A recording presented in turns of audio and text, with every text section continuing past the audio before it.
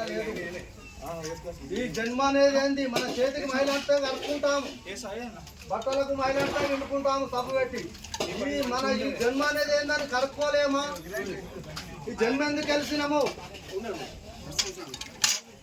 అన్ని జన్మల కన్నా మానవ జన్మ చాలా పవిత్రమైనది.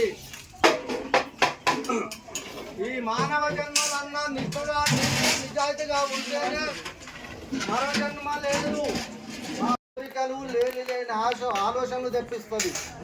ఒకరి మీద ఏడవడము, ఒకరి మీద కొల్లుకోవడము,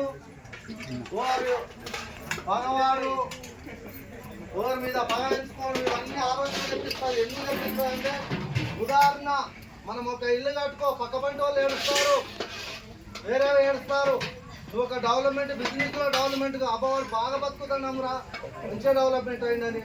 అది కాకుండా కూడా ఎవరికన్నా సెల్లు అని చెప్పకుండా దాచిపెట్టుకుంటాం. ఎందుకంటే అది 10,000 సెల్లుకు ₹1,00,000 పోతాయి. కానీ ఆలోచిస్తాము, ఎవరికన్నా పైసలు అని తీసి జేబులో పెట్టుకోవాలి. ఈ ₹1,00,000 బంగారానికి నీకు 2 లక్షలు 3 లక్షలు పోతున్నాయి. ఆలోచిస్తారు ఎవరు? స్వామి దేవాలయం కాబట్టి స్వామివారి దగ్గర కొంచెం నిష్టగా మీరు నేను అన్నట్టుగా స్మరించినట్టయితే ఈ శరీరంలో కొంత వ్యాధి తొలగిపోయే అవకాశం ఉంటుంది. శ్రీ లక్ష్మీనారసింహ గోవింద.